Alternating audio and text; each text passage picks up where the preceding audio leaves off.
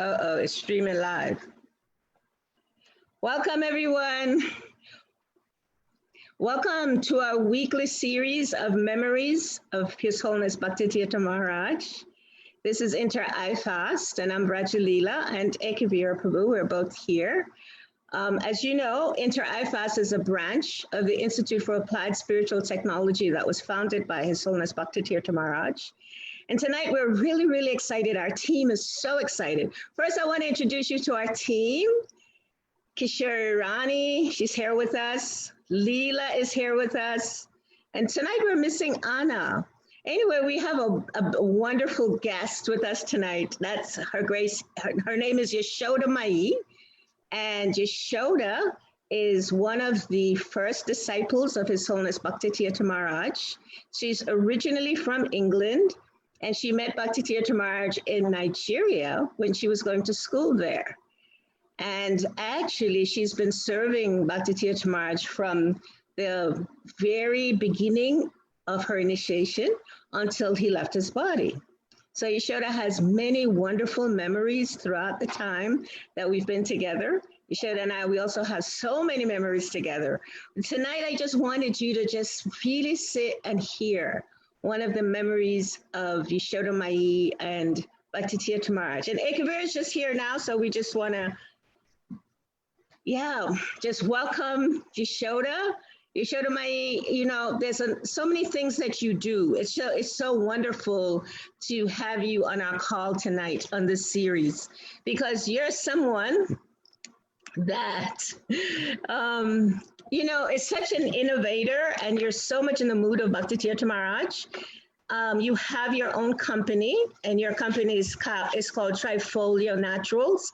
And you actually went back to school and got your master's in botanicals, and you make your own herbs, your own soaps. You do all these incredible things that is so beautiful and so wonderful. And because Bhakti Tirtha Maharaj was so much in the mood of letting us have self-sufficient kind of cottage industries, you're one of those persons that went on to fulfill that part of his legacy. And so we thank you so very much. And so Yashoda, please welcome to our series of memories of His Holiness Bhakti Tirtha Maharaj. Hare Krishna, Jai. Thank you so much for the invitation. I was a little nervous at first when you invited me to come. It was like, oh no, I don't know if I can like express myself clearly enough to be able to be part of this, but thank you so much for the opportunity to share. Namaste Krishna Prasthaya Prithvesh Mata Bhakti Tirtha Swami Tamini. Namaste Krishna Prabhupada Arastapane. Shri Guru Namaste Vishnu Padaya Krishna Prasthaya Prithvesh Mata Bhakti Vedanta Swami Tamini. Namaste Saraswati Deva Guru. Jai, thank you, Mother Rajaleela. She's been my mentor my entire spiritual life. So whatever I'm going to share, you know, you're going to be part of it too. So I was thinking what memory to start with, and I was looking through some photo albums, and I thought about the first year that I was in this country. I came over, Bhakti Tirtha Maharaj brought me from Nigeria we flew over together to New York and then to Washington, DC. And we used to have a preaching center in Adelphi, Maryland. It was a house that Sanatana Prabhu looked after with his wife Kadamba. And we were there doing Sankirtan. And then we left, Rajaleela and myself. She was training me up to do Sankirtan the American way, collecting funds for Books for Africa. And we went down to New Orleans to work the Mardi Gras, and then we came back up to Maryland. And one of those days when we were in Maryland, I know we hear a lot about Srila Prabhupada's morning walks. So this was one of those days when Bhakti Tirtha Maharaj decided, let's go on a morning walk. And there were some places that Gurudev really liked to go to. He liked to go to the Arboretum. He liked to go to Rock Creek Park. And Rock Creek Park was where he decided to go to this morning. So we started off. I have some photographs of this first morning walk with Gurudev.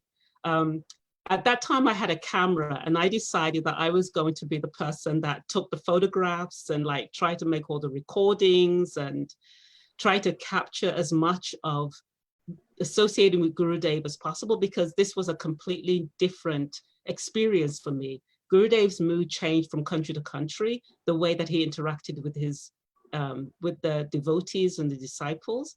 In Nigeria, it was very, very, very formal.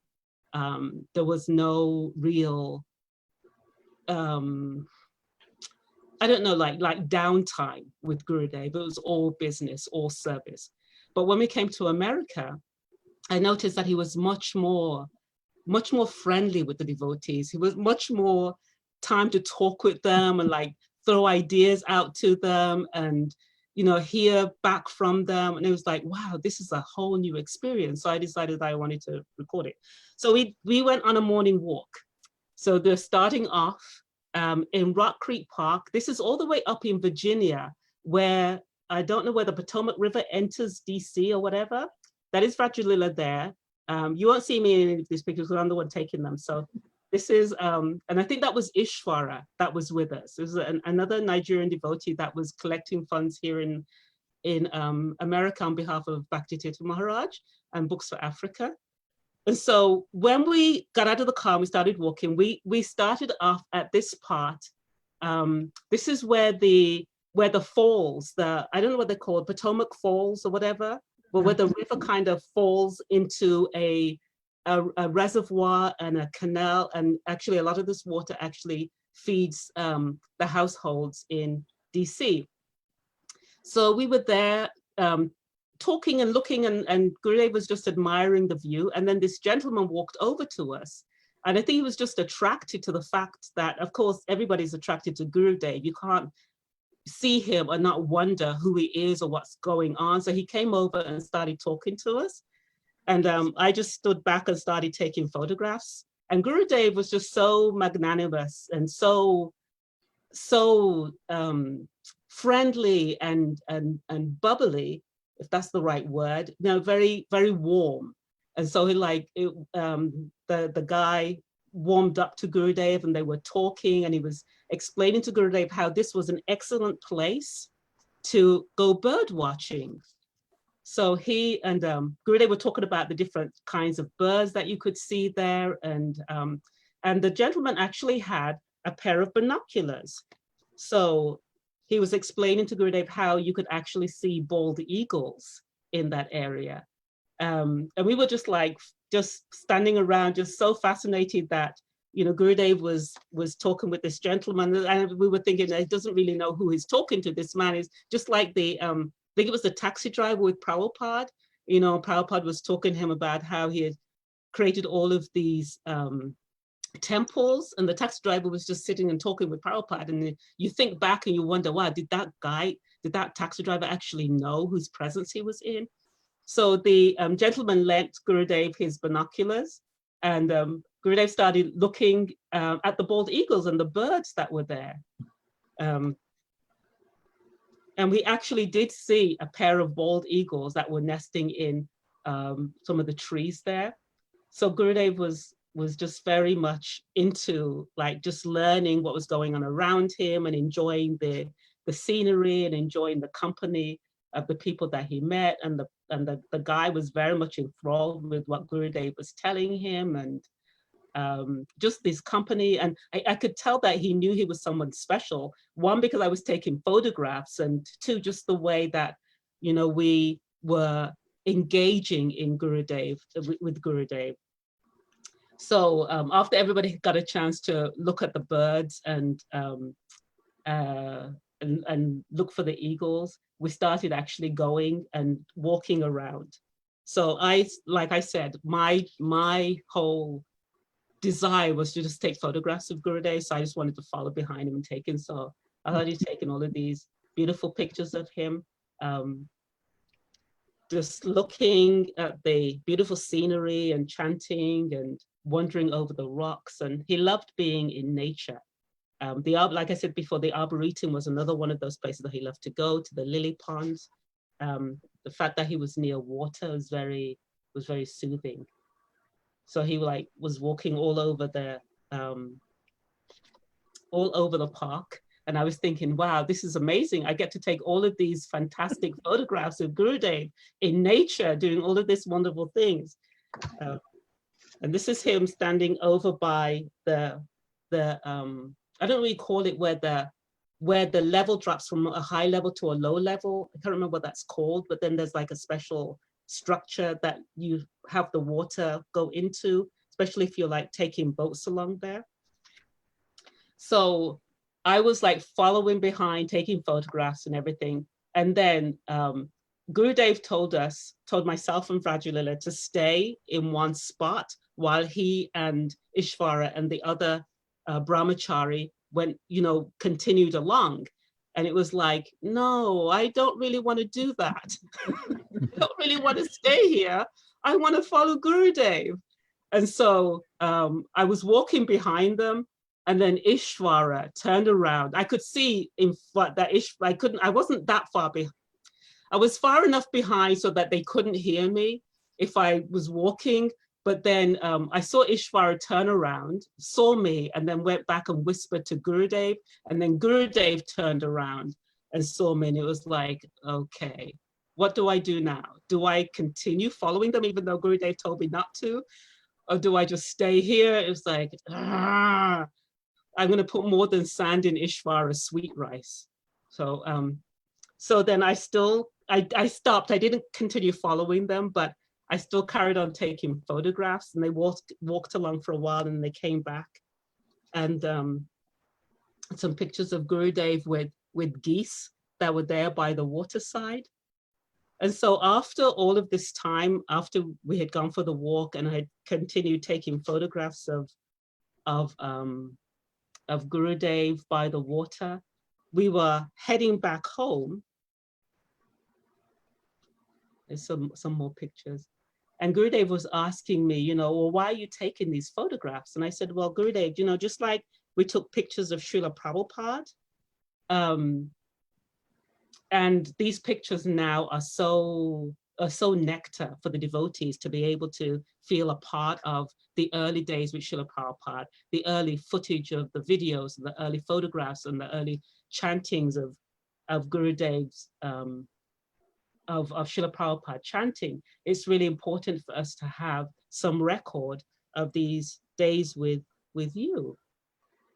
So after all of that, he said, okay, so do you want me to start posing for some photographs then?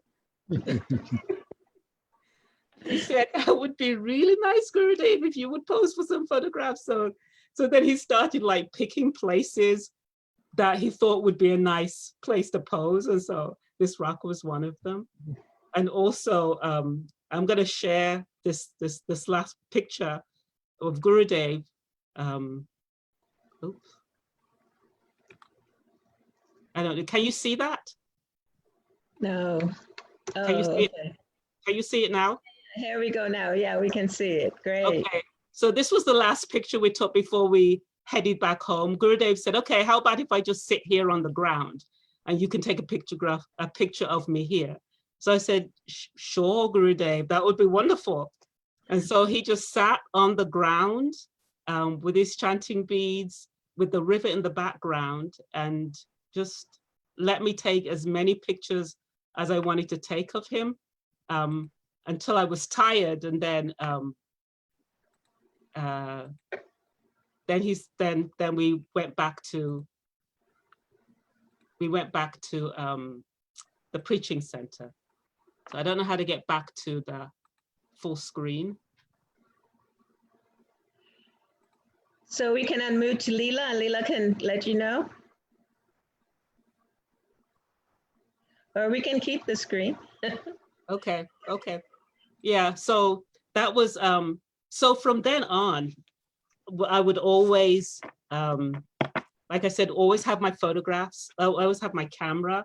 I would always have, when he started giving, like lectures, public lectures, regular public lectures, we would start, thank you.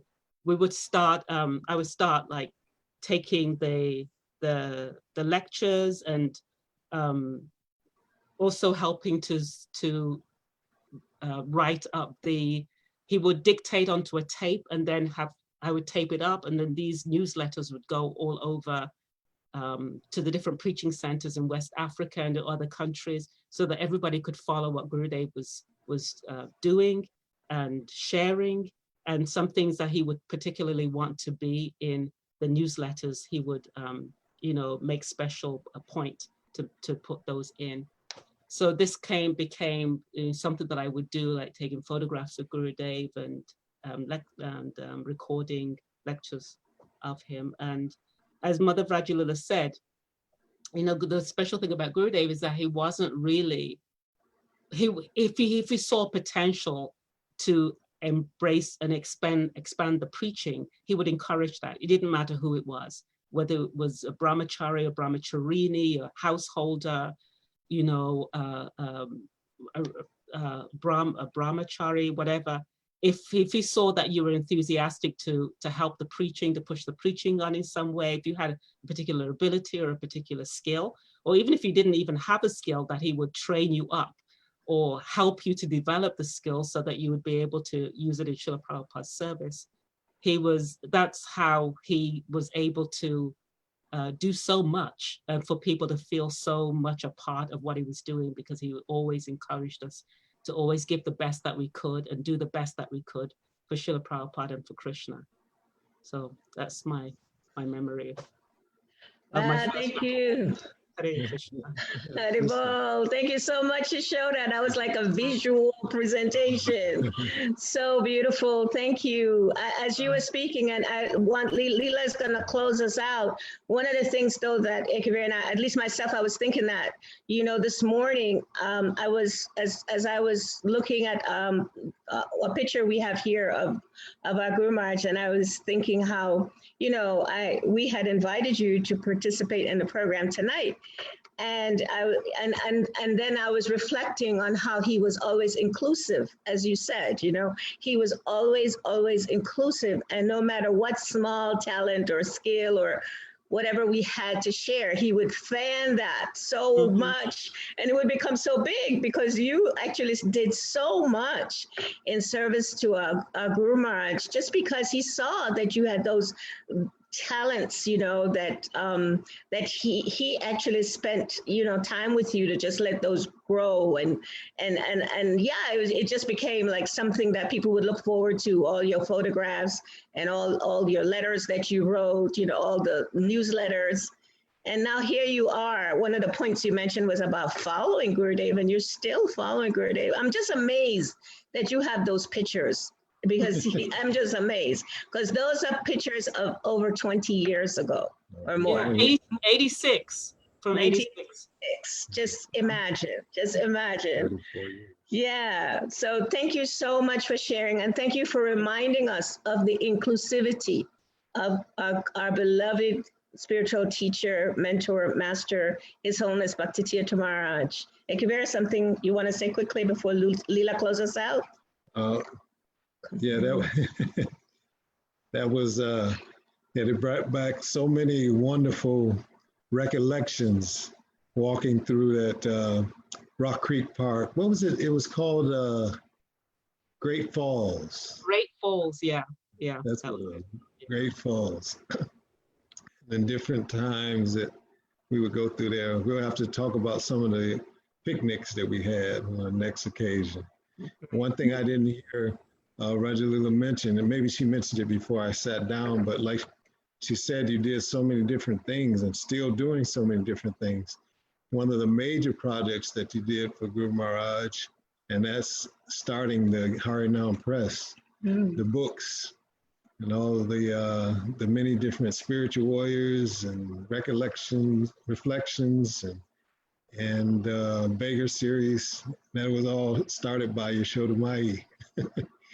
Yeah, so the Beggar, that was the first book that you did. That's why you see her room is so full of paperwork, because that's what she does. Thank you so much. Thank you. Leela, would you like to, please? Thank you so much. There was such nectar in those photos. I feel actually really fortunate to have seen them and to hear these stories from someone who was there. One of the things that stood out when you were speaking about the man that just started speaking to him, and not knowing who he was speaking to. And so just even that itself being a blessing, coming in contact with such a personality and not knowing it. So I was reflecting on the incredible blessing of all of you who knew who he was and could experience him in that way and know how special he was. That just seems incredible. And I had the same feeling as I was hearing Ekavira Prabhu talking about the service that you've done. I'm like, wow, this is a really, really inspirational person that I'm sitting in front of. Just a blessing to hear from you.